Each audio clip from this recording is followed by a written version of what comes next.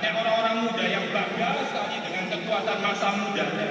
Oh, saya masih ganteng, saya masih cantik. Karena itu saya selfie bola balik begitu ya. Mumpung masih nggak terlalu tua begitu. Nanti berapa tahun lagi saya sudah bisa selfie. Nggak ada lagi yang bisa dibanggakan. Semuanya dibalik tirai. Tapi lagi mumpung masa muda menonjolkan kekuatan kita.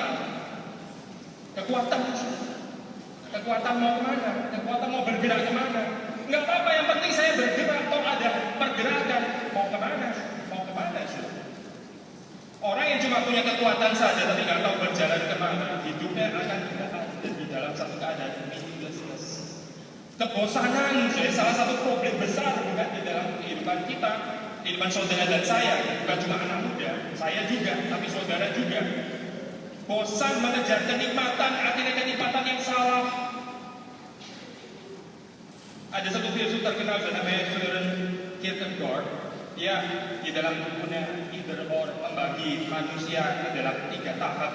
Kita nggak bicarakan ini secara rinci, tapi satu tahap saja. Tahap yang pertama dia sebut stadium atau tahap atau level estetik. Level estetik, dia mengatakan tentang ini. Ini adalah satu tahap, satu level, satu stadium yang dikarakterisasi oleh, saya bacakan ini kutipan, immersion in sensuous experience, tenggelam kepada pengalaman-pengalaman sensual, pengalaman-pengalaman sensual belaka, egotism, yang hidup yang berpusat kepada diri, fragmentation of the subject of experience.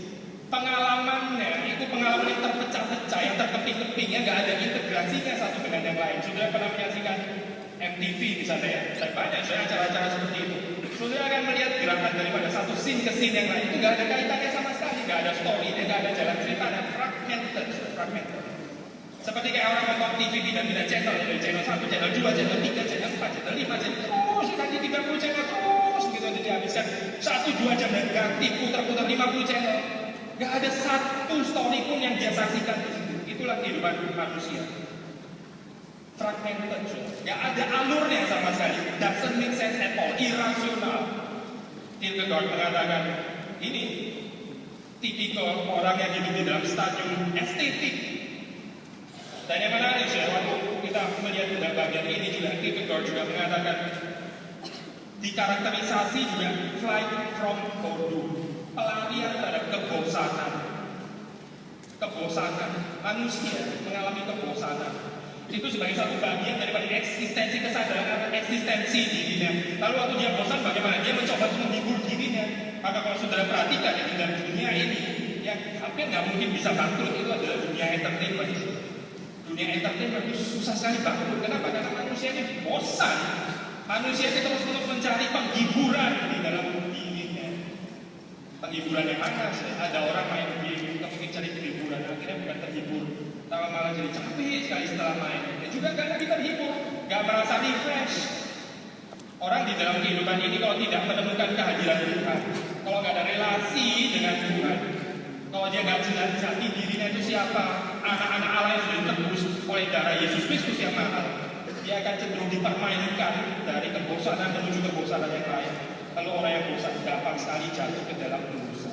Gampang sekali dia jatuh ke dalam dosa. Dosanya menjerat kita, lalu setelah masuk ke situ orang nggak bisa keluar lagi. Lalu dia pikir, gak apa-apa, pokoknya saya menghibur diri, saya bisa bebas daripada bodoh, daripada kebosanan ini.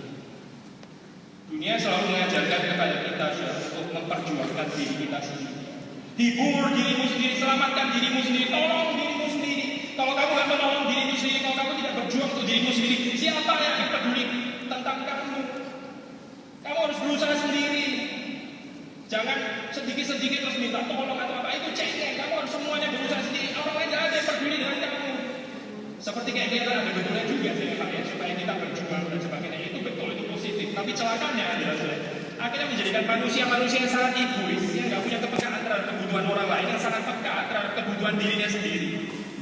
Waktu studi, waktu berkeluarga, kita mau mewujudkan impian kita sendiri, membahagiakan diri kita sendiri, pilih bidang studi yang mana, yang saya betul-betul suka, semuanya adalah urusan kepada saya.